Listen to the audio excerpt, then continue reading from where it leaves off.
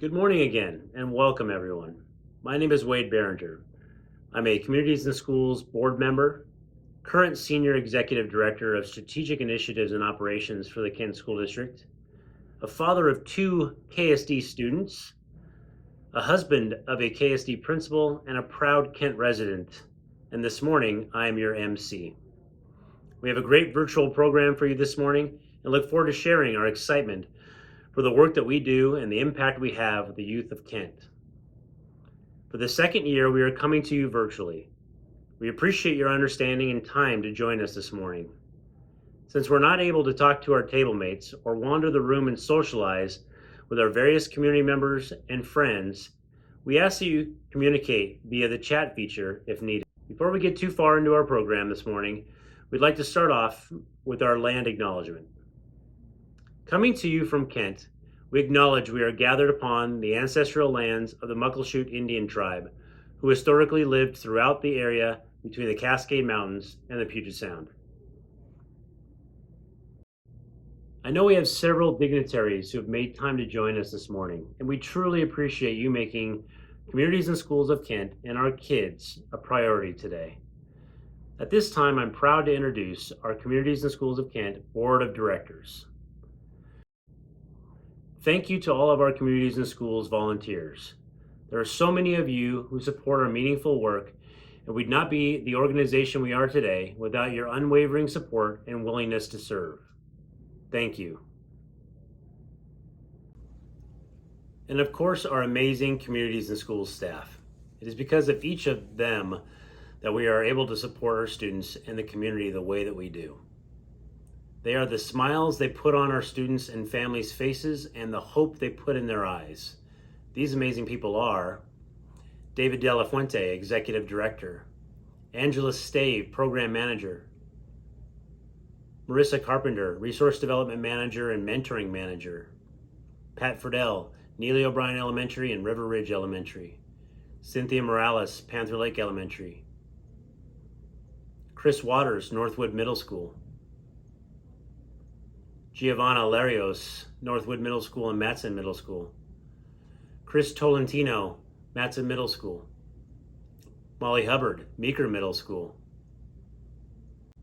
Manny Mabels, Meridian Middle School, Janet Contreras Guevara, Mill Creek Middle School, Bethany Vasquez, Cedar Heights Middle School, Jamie Ferraro, Kent Meridian High School and Kent Ridge High School, Noel Patula, Kent Lake High School, Coach Nick Abraham, Kentwood High School, and Karen Hauk, Kent Laboratory Academy. Thank you all very much for showing up each and every day for our kids.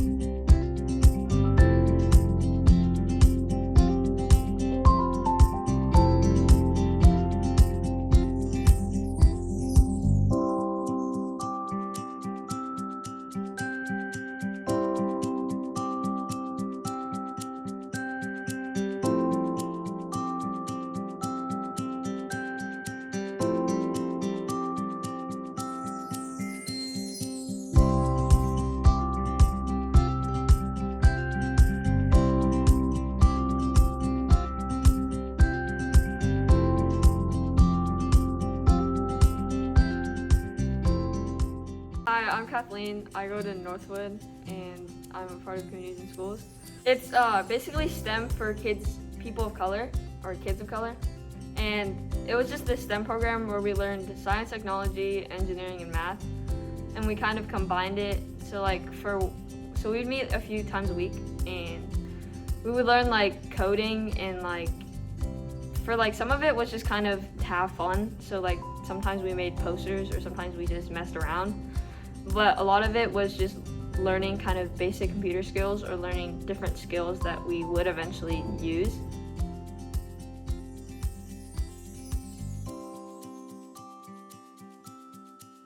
Having student leadership opportunities gives students the ability to expand their knowledge and skills and work on what's important to them and others. For me, student leadership has enhanced my public speaking, teamwork, and communication skills. It's important for students to have a voice in the community because almost every decision impacts us. Adults in decision-making positions often don't realize what concerns students or what's important to us. So being able to provide insight to what's important to us helps our community grow.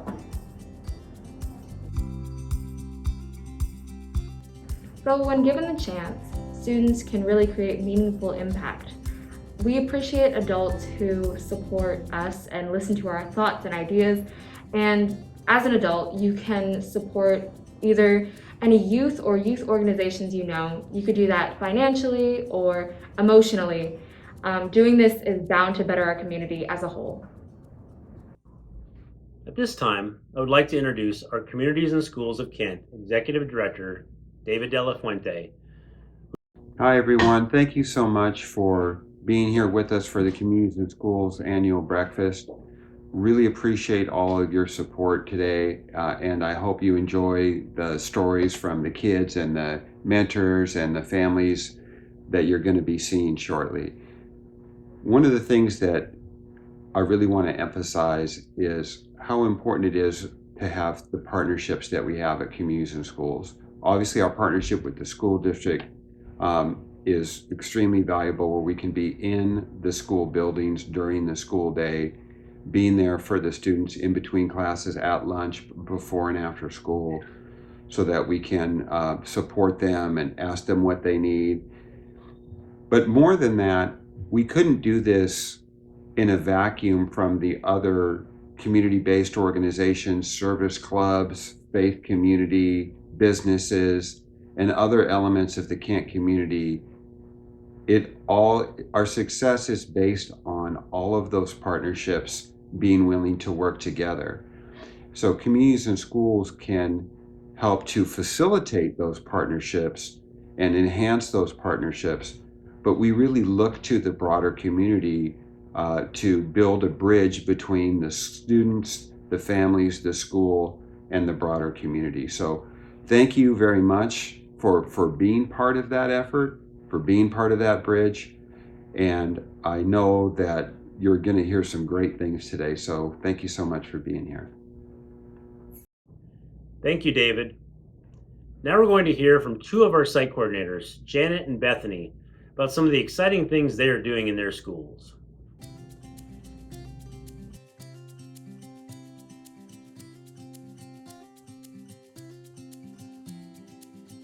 So I have a student who's come in almost on a regular basis since December, and most recently in January, she disclosed some very personal information. It was very sensitive. At that point, we had built a pretty okay relationship, and because I had seen her every day coming in and kind of knew, her personality, how she was, the one day she came in, I could tell something was wrong, and in speaking to her, she was able to disclose something that had happened, a very unfortunate situation. Since then, I have helped her with, referring her to mental health support, being next to her when there has been an investigation going on, and just doing regular check-ins just to make sure she's okay and making sure that she feels safe here at school. So she's a student that usually comes in every day just to say hi, and most recently, something that I feel like really defined the relationship and bond that she and I have is during Valentine's, she, brought me a nice letter and gave me a little heart that I actually have hung up by my desk, thanking me for the support that I've given her, and letting me know that she feels safe in talking to me and confiding in me, and it's just been great being that support person for her, and I think a lot of it too is, I feel like representation really matters, and this student feeling represented culturally and with her language as well has been very powerful for her. So she's a student that I've continuously worked with, and she keeps coming back. So I know that there's something that's going in the right direction.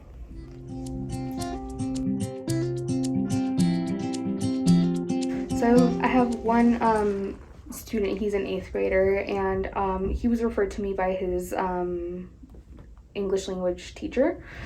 He's recently a newcomer to the States, and he comes from Mexico. So he was referred to me because he's having a hard time navigating the whole school system, getting accustomed to everything, language, systems, traditions, norms here in the United States. And so with this particular student, I've worked with pretty intensively, especially when issues come up for him that he doesn't know how to navigate. He doesn't know who to turn to or who to talk to. It's been great for me to be that support person that can help him in his home language, and he can feel comfortable enough to come to me and let me know what's going on. Due to the relationship we have built, I have seen significant changes in, him advocating for himself first and foremost. I think that's been so great for me to see, is just that he's learning, even if it's with me, he's learning to advocate for himself when issues come up, whether it's at school in his classes, or being able to talk to teachers, or issues that come up during lunch with other peers. He's able to confidently come to me and speak to me about what's going on, and we work together to navigate whatever problem he has, and talk to the people that he needs to talk to. We've built a really good connection and relationship, especially because he disclosed that his family is from where my family's from in Mexico, so that kind of makes a even tighter bond, I feel like. So yeah, with this student, it's just been great to see the increase in advocacy for himself, as well as his attendance has improved. So it's been great to get to know the student, and I'm looking forward to continue working with him.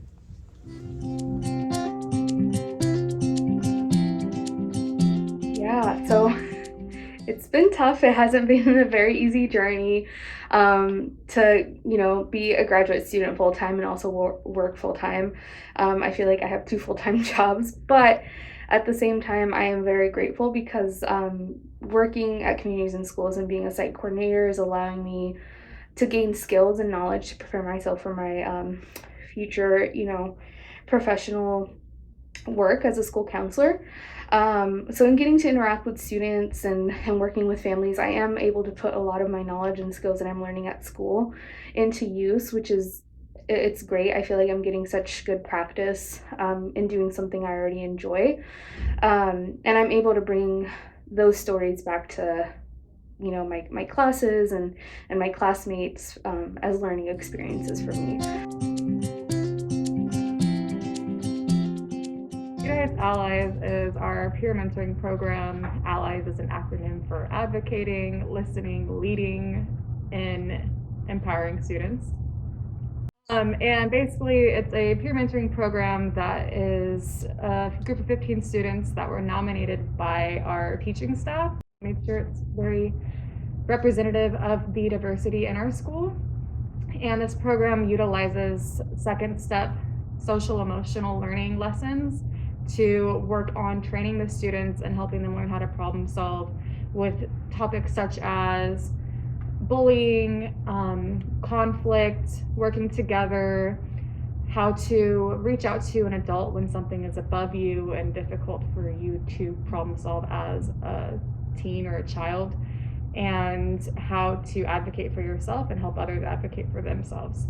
So they meet twice a week for 15 to 30 minutes, and our goal is to have them really help increase our sense of community and our school culture.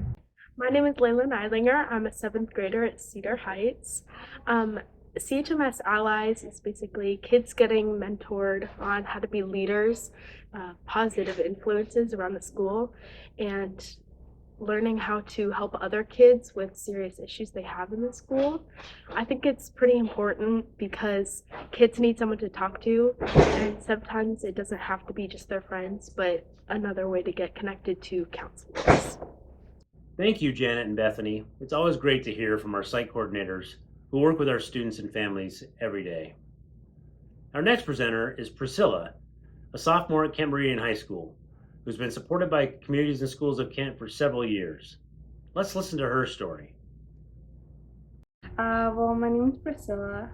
I'm 15 years old. I'm in 10th grade. I go to Kent Meridian High School. I'm from Venezuela, and it's been, I think, 5 years now since I moved to the United States. It's been 2 years and a half since I learned English now. And well, my experience with communities and schools. Well, I have my mentor, Miss Angela.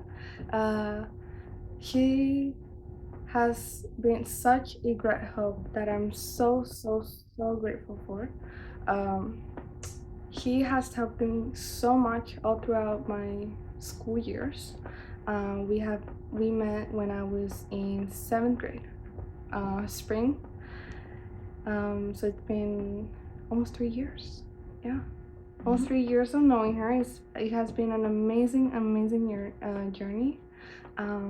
He has helped me to, I don't know, learn how to communicate with my teachers, how to, because I was struggling a lot to know how to communicate with them. There are lots of different ways to communicate. He has helped me a lot with that. He has helped me just academically overall, and he has been a great friend. Not only he has helped me academically, and he has supported me emotionally too, which I really do appreciate. Yeah.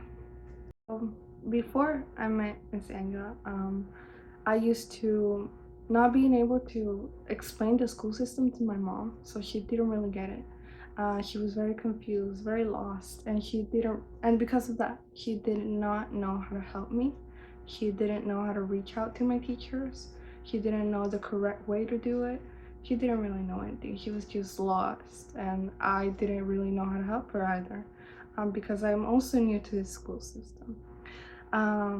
So I had a great help from you, Miss Angela, right? And so how we started was we decided to meet at a place which was very comfortable, which I'm grateful for. And because of that, she brought a translator for my mom. She doesn't, and the language was a really huge barrier to understand the school system. So she brought a translator, and we had a meeting.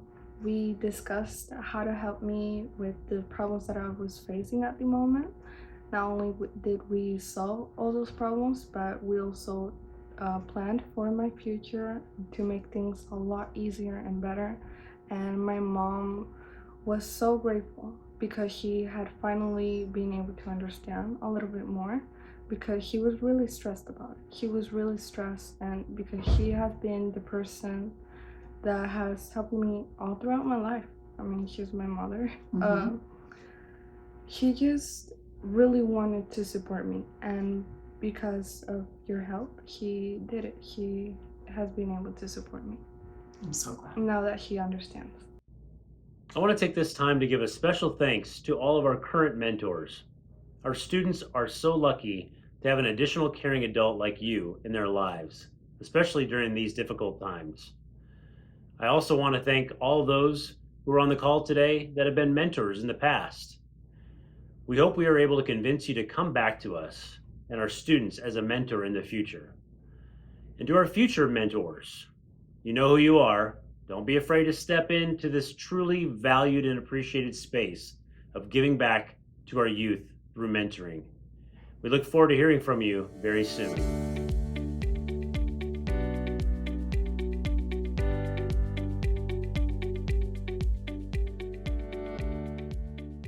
folks, just to remember that times change with young folks. You know, stuff stays the same, but the young folks nowadays, they're going through way tougher times than we ever did. You know, and just to understand that and remember that and try to meet them where they're at. You know, not try to talk down to them, not try to, you know, push your values on them, but just understand where they're at and try to just help if you can. I feel like overall, being like a better person and getting ready for adult life if I'm like a senior. So we talked a lot about like possibilities, good way to manage money and other things like that, just to get me ready.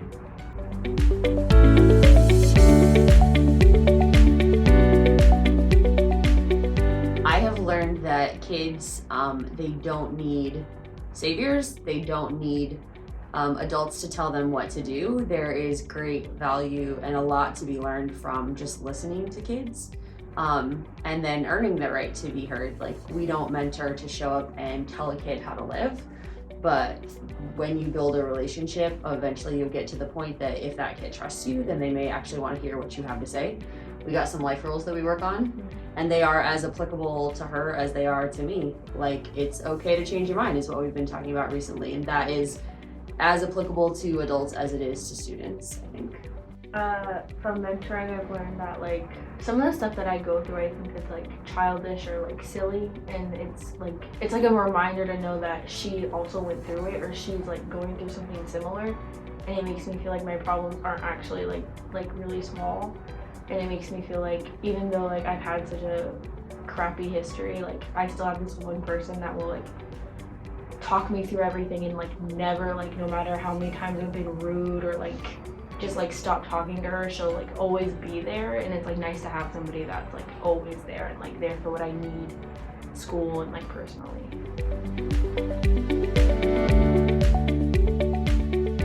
I think one of the most important things that I've learned from Quincy is that like a lot of the times we end up talking about just things that we have in common, just our interests. And it really reminded me that like not every relationship that I have with a young person has to be me like lecturing them or teaching them something. It can just be really lighthearted and fun, and just giving them someone to talk to and have an outlet outside of parents and outside of friends, and just another older person to connect with about things that they're passionate about. Honestly, I didn't think when I started this is my first time doing a mentorship.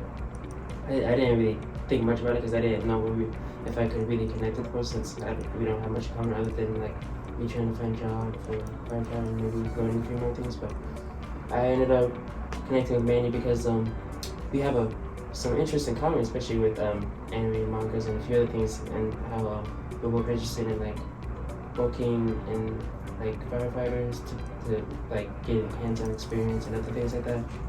It's kind of hard for me to explain in total detail, but this is really.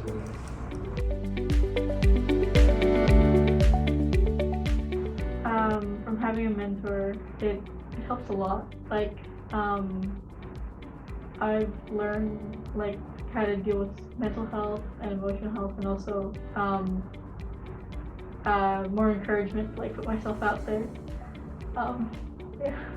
And then for me, I've really learned, you know, again, like we just have very different lives, you know, and so like I think a lot of times I come in here and, you know, we were talking about today about anxiety and stuff, and like, you know, what that means for each of us. And like I learn no matter, you know, where in life, it doesn't matter if it's in a mentorship or work or whatever, like, you know, we all kind of experience those kind of things. And, you know, like how does she cope with anxiety and how I cope with anxiety is very different. And there's so many things that I'm learning about social media and different, you know, technology things that she's teaching me just as much as I think, you know, that I'm helping, you know, guide her as well.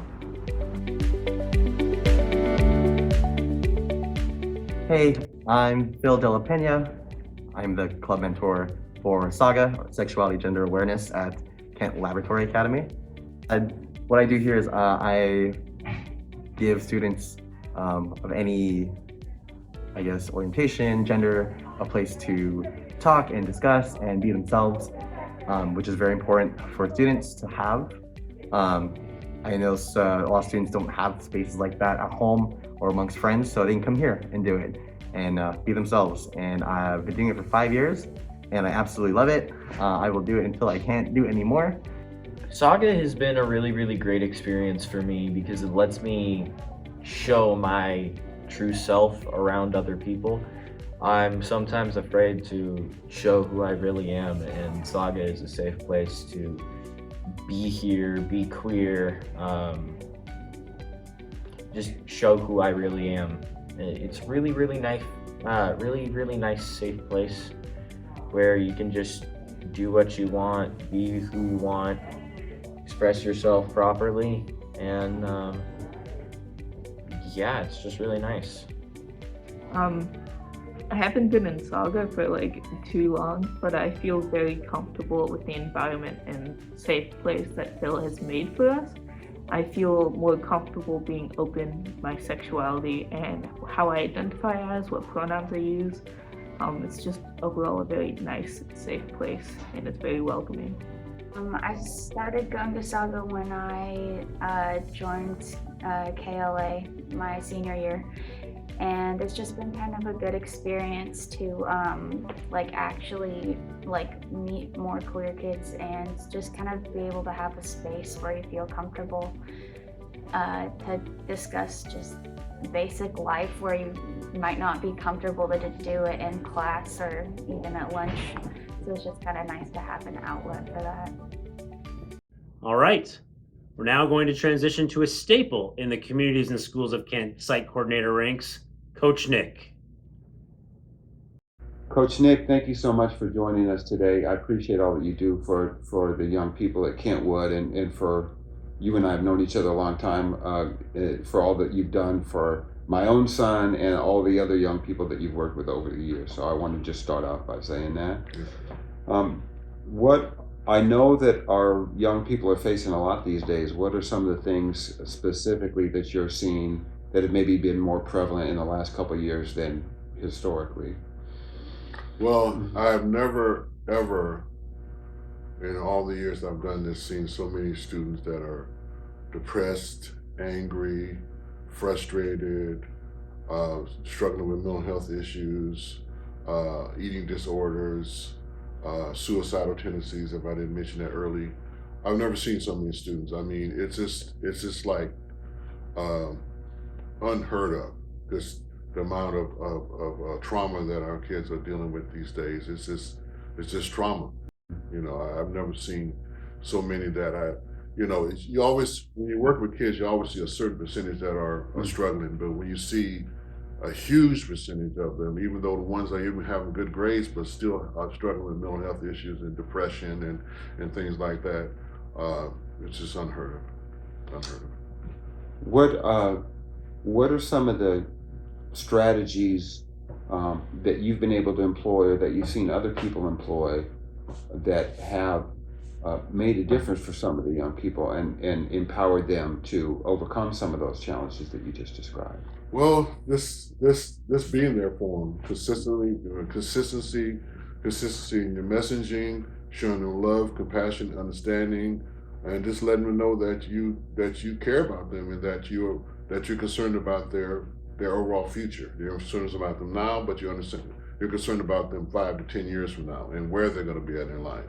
Also, I've also recognized that working with the parent was essential.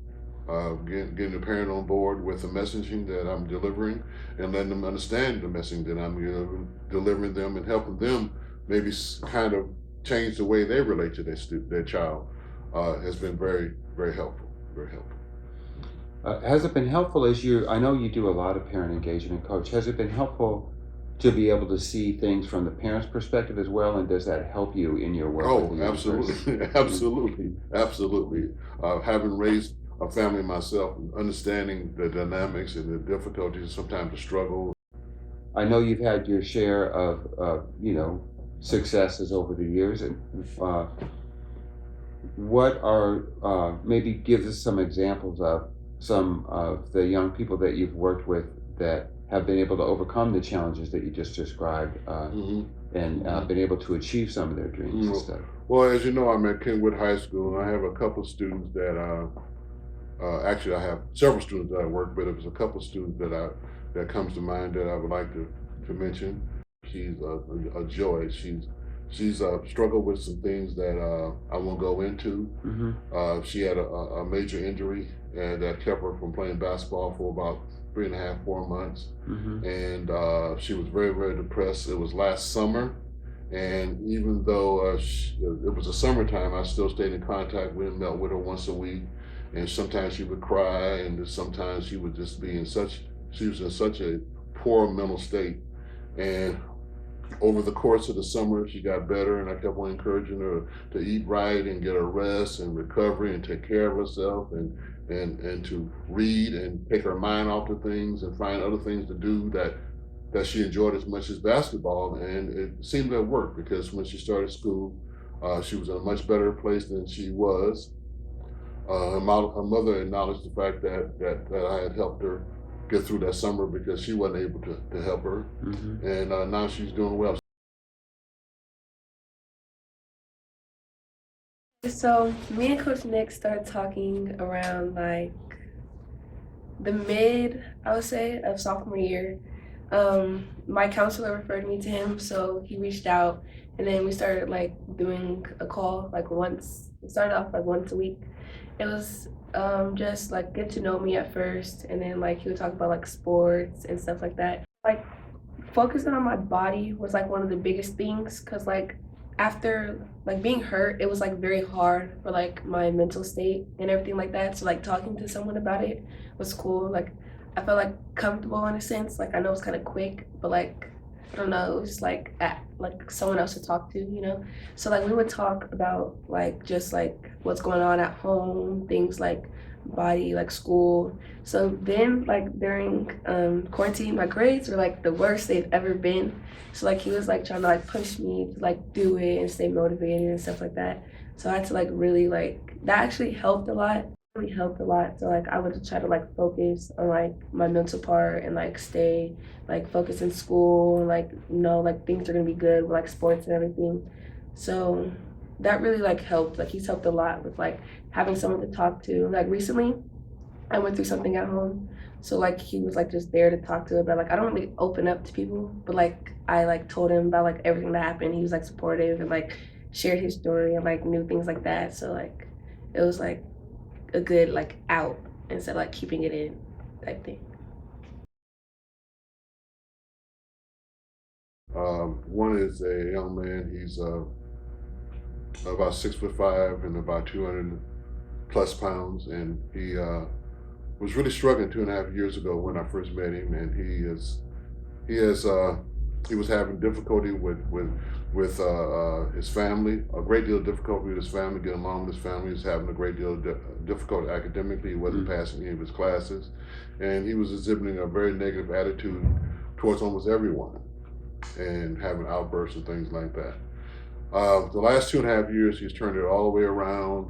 He's doing well in school. He played on the football team this year.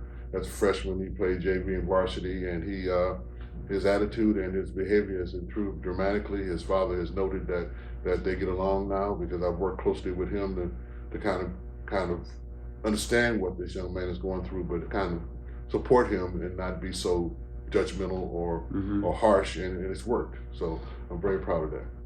Well, that's great, Coach. What I want to get into a little bit about your relationship with the father. If I recall, when you and I have talked about this before, when you initially reached out, that I believe the father was a little bit hesitant, and so can you describe how that trust and relationship was built? Well, it was just consistency. I would call him basically every week, every 2 weeks, and just chat with him and how things are going, and just showing him that I really was concerned about his son and his family and stuff. And it worked. It took a little while. It took probably about 6 months, about 6 months of consistency. The first year when I was with him when he was in the 7th grade, and now it's we communicate very well. He's very appreciative. I'm very appreciative of him taking some of my advice, and we have a great relationship in regard of communicating on how to best raise this young man.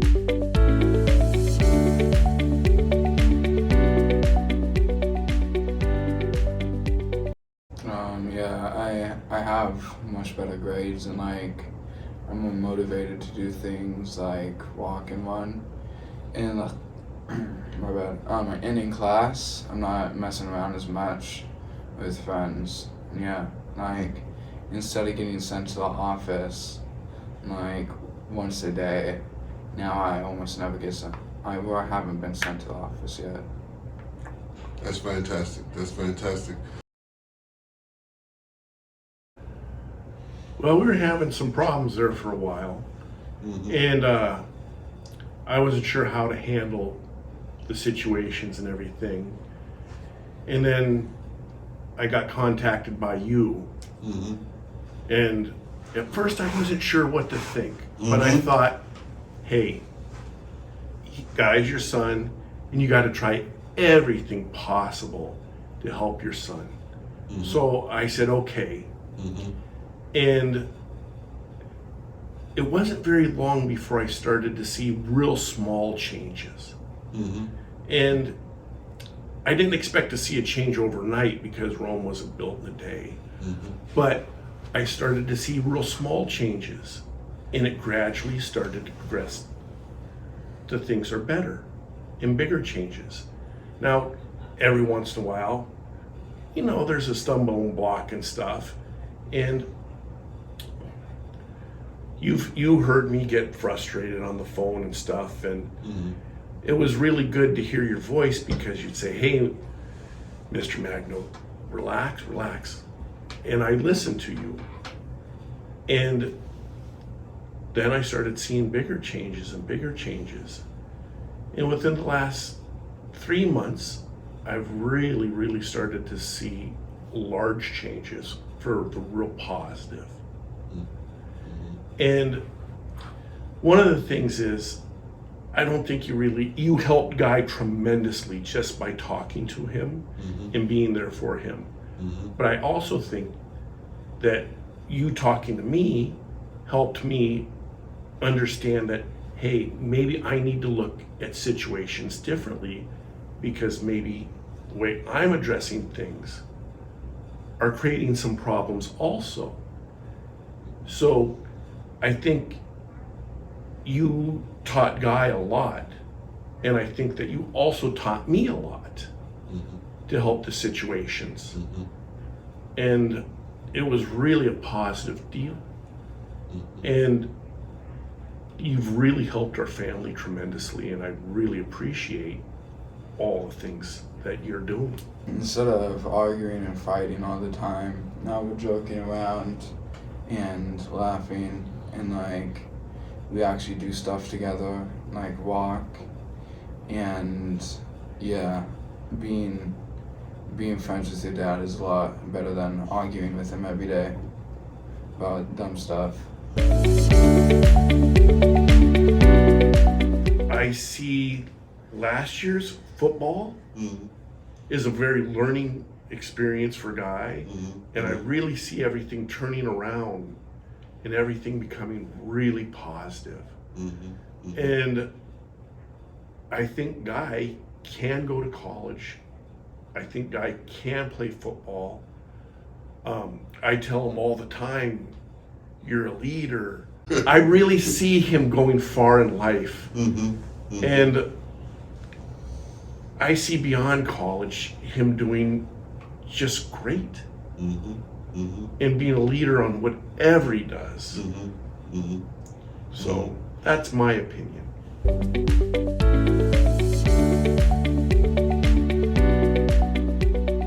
Here with Karen House, our site coordinator at Kent Laboratory Academy, and a recent 2021 graduate, Montreal Harris. Karen, would you like to go ahead and share with us how you first got to know Montreal and his family? Yeah. Sure. I was introduced to Montreal by his counselor, actually, who had just become aware that he, was under a lot of stress. and could probably use some support. So she connected him with me, and as I got to know Montrell a little bit more and his family, I came to learn that he, as a single mom, who had stage 4 breast cancer and was quite ill, and he has 2 older sisters, but they had kind of flown the nest by then. So he was home with his mom, and really, carrying the full weight of all that means. He was really the primary care provider for her. He was also holding down a job, and he, at the time, was the only one working outside of the house and bringing in income. And he was trying to be a high school senior and complete high school. One of the things that really almost broke my heart was when I asked him why he ended up at the Kent Academy, which is what our name was last year at the time. And I learned it's because it's the closest school to his apartment, and he could run home to help his mom in the middle of the day if she needed it. So I knew I was, working with a young man with a golden heart at that point. And as I got to know himself and his mom, who I've come to adore and know quite well, I learned that due to some changes in their household, they were really at risk of losing their housing. The holidays were approaching, and they needed to find new housing, and she just didn't have the energy to do any of that. So there were a lot of critical needs at the moment, and then as the year progressed and other needs arose, we were able to really surround them with some supports. And it paid off massively because Montrell is such a great success story, and it's just been really wonderful to see him grow and succeed. That's awesome. Thank you for sharing that. Montrell, I'd love to know, what were some of the supports that were personally most meaningful for you, and how did that impact your ability to successfully complete high school and plan for your future? I could say the couple supports that I can speak on right now would be Karen is the biggest support for me. Mentally, she supported me. Physically, she was there in every way. She was there. It's just a big help. The Kent School District, they really help, and it shows that they really care about their students, and it shows that, even after high school, even now, it shows that they care and stuff. So that's the biggest support for me, and that's the most meaningful thing to me, that they still care. Even when I was in school going through my senior year of high school and everything, it was sometimes where my mom wasn't even able to cook, and Karen was always there with food and everything, just a helping hand. It was just, those little things really mattered the most to me. And for even after high school and planning for my future and everything, it puts me in a check. It's like a life check. It tells me hey, you could be doing something better with your life, or you could be doing something bigger than what you're doing right now. So I could say that Karen is the number one. There's no other than support bigger than Karen. That's sweet. Thank you for sharing that. And I know we mentioned that you are a recent graduate. You graduated last year. Congratulations. Thank you. Would you be willing to share maybe a little bit about how you've still been able to stay connected with Karen and with communities and schools even since graduating? Staying connected wise, was just what I wanted to do for myself and, my future and my plan and everything. And all I did was tell Karen, and she put me in touch with the right people and, in the right spaces, I should say. Mentoring was my biggest thing. I wanted to mentor kids. So Karen put me in touch with, a mentor, and, and it proceeded from there. It started from there. And ever since then, I just wanted to, be in the school district with kids. That's awesome. It is my honor to introduce a good friend of mine and one of my favorite education advocates, Mrs. Erin Jones. Erin is everywhere in education, and not just all over the globe, but literally engaged and impactful in every facet of education. Erin Jones shapes her experiences as a Black female activist into a narrative to inspire others to action. She champions sharing stories, listening to those around her, and deciding to be a part of the solution. Erin has been working in and around schools for almost 30 years. She has taught in a variety of environments, from predominantly African American to predominantly white, to some of the most diverse communities in the nation. She has garnered several awards and honors over the years, including receiving recognition at the White House in March of 2013 as a champion of change. She served under 2 state superintendents, as a director and as assistant superintendent of the Office of Superintendent of Public Instruction. In 2016, Erin was the first African American woman to run for executive office in the state of Washington, when she ran for the Superintendent of Public Instruction and lost by a mere 1%. Since she ended her campaign for office, she has spoken to nearly 50,000 students across the country. A couple months ago, Erin published her first book entitled Bridges to Heal Us: Stories and Strategies for Racial Healing. It is my pleasure to introduce to you Miss Erin Jones. Hey CIS community, I am so excited to be joining you for this incredible event. Well, joining you virtually anyway. I will be online, so y'all can message me. You probably have already seen me send some messages out because I'm always in the chat, y'all. My name is Erin Jones, so I've been on your ballot. Whether you voted for me or not, I was on your ballot statewide, so I hope you've seen me before. I also am in Kent all the time. I have done work at Meeker Middle School and Meridian Middle School, Horizons Elementary School, Mill Creek Middle School. I've been doing work with Kent School District for close to 15 years now as a consultant, as assistant state superintendent. My name is Erin Jones and I am an educator. This is year 30 for me working in education. I got connected to CIS close to 15 years ago. I did my first fundraising event for CIS Lakewood 15 years ago. In fact, funny story, Randy Dorn was the superintendent at the time, and he was scheduled to do the keynote at their fundraiser breakfast, and he brought me along with him. To be honest, I could not tell you today why he dragged me with him, but he brought me with him. He knew that I love young people. He knew that I had worked for the YMCA and Boys and Girls Clubs, that I taught middle school and high school. And I think he just knew that I loved services or organizations that served young people. And so he dragged me along to his keynote. And then for some reason, he asked me to introduce myself as part of his keynote. And I gave a little 5-minute quick message. And the next year, the CIS director for Lakewood said, "Oh, we're having you do our keynote next year." And that was how I got involved with CIS. And then I had the opportunity to work with CIS in Federal Way when I worked for the school district. And so I am a huge fan of your work, such a huge fan.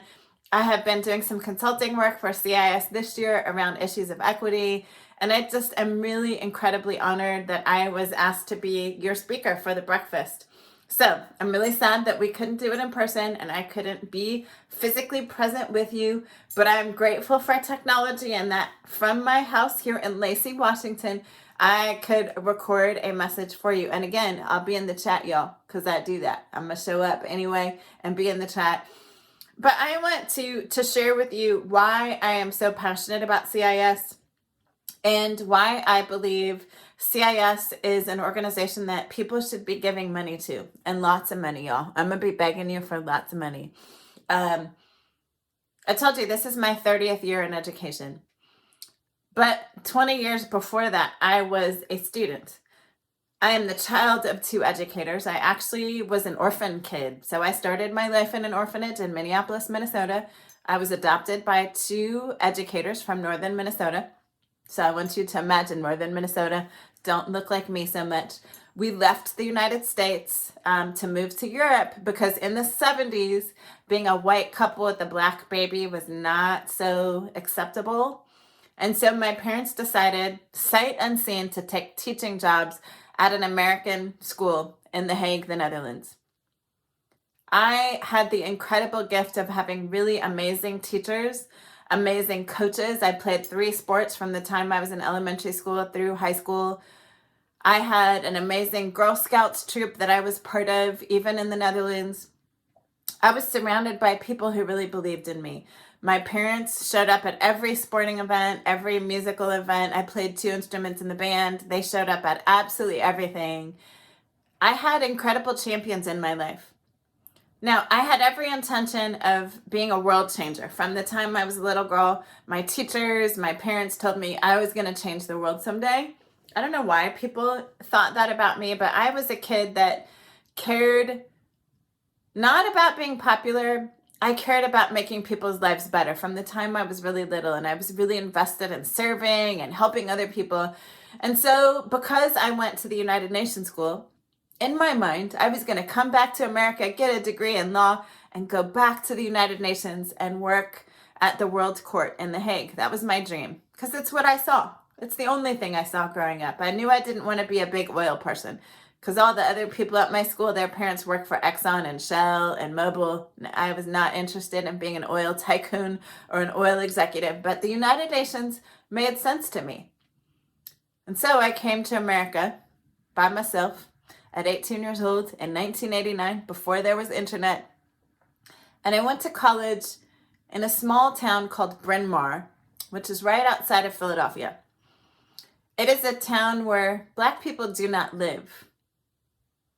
Black people live between Philadelphia and Bryn Mawr. They live in small communities, and they serve as maids and housekeepers and drivers and chefs in white people's houses still today. Not a lot has changed in the last 30 years.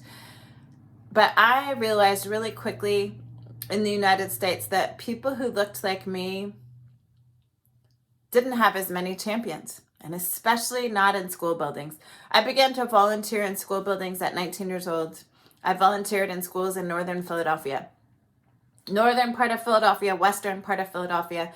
I would go into schools and serve as a volunteer, as a teacher's assistant for teachers.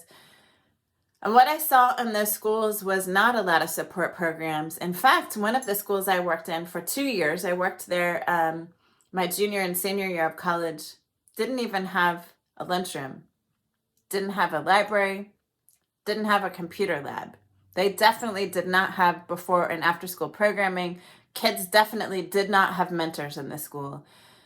And my heart broke because I realized really quickly, man, kids who don't have champions really struggle to become their best selves. And I knew by the time I was 19 years old exactly how I wanted to change the world. It wasn't what I had imagined my whole childhood. I'd watched my parents teach my entire childhood. My dad taught for 45 years. My mom taught for 33 years. It wasn't until I got to the United States and began to witness what happened for students who lived in poor communities that I realized the power of really amazing educators, the power of amazing support systems and networks and mentoring. And I knew by the time I was 19 exactly how I wanted to change the world. And it was not going back to Europe to serve at the United Nations World Court. It was staying right here in America. And being a teacher like my parents, but being a champion for kids who looked like me. Now, what I learned really quickly as I moved across the United States, I went to college in Philly and then got married to my husband, the younger brother of Jesse Jones, Cairo News. Y'all may know him. I got married to his little brother, or his younger brother at Notre Dame University. So I got to teach in South Bend, Indiana, which, by the way, is a very segregated community. If your skin is the color of my skin, most likely you live in the poor community. And I watched what happened for children who had no mentoring, who had no support. And then I saw programs that really served young people, and I saw the difference in outcomes. And I knew by the time we moved here to Washington State how important it was to make sure that every child, regardless of their skin color, regardless of how much money their parents made, I realized every child deserved great mentors and support networks. And so I'm here today because I've watched communities and schools provide shoes for kids and coats for kids. I've listened to the videos of the young people that you're going to hear. Maybe you've already heard them in the program today. I heard young people talk about mentors in Kent who see them, who believe in them, who are walking alongside them, often through the most difficult seasons of their lives. And so, I'm eager today to get in front of you and to say to each one who's on this call, mentoring matters, support matters, and all of that requires resources. All of that requires paying for staff, paying for resources, paying for those coats and maybe meals sometimes that our young people need in Kent to make sure that they can become the best versions of themselves. You may have come here today with the goal to give $25, $50, $100, maybe even $500. I want to encourage you, if you came ready to give 25, that you double that amount. 50, give 100. I want to invite you to stretch your giving, because I absolutely believe that your giving changes lives. CIS is changing young people. It's changing the world one child at a time. And so every dollar matters. And what I believe is that we are not making a sacrifice in our giving, we're making an investment in the next generation. You know, that generation that's going to be taking care of us old folks. Yo, I turned 50 this year, so I'm a half a century. So I get to call myself an elder now. I don't say old, I'm an elder. But I believe we must invest in that next generation because they are going to take over the world. They're going to make this world the best version of itself possible, but they will only be able to do that when they see themselves in the best light, when they see themselves as having the greatest potential. And so I want to invite you today to give. Don't just give a little bit. Don't just give what is easily taken out of your account. I want to invite you to stretch. Stretch that gift.